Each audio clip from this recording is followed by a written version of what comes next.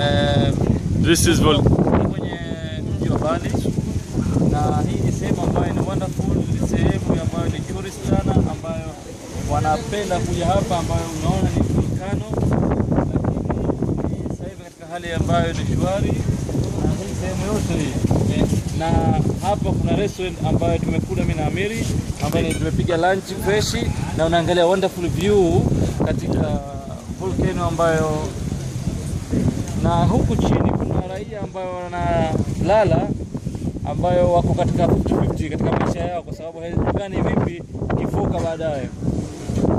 Kwa hiyo na ukitaka boti unaweza ukapanda pale ukaenda sehemu zote zile za ukazunguka sehemu ambayo ya volcano. Mimi naitwa Flamingo in Bali.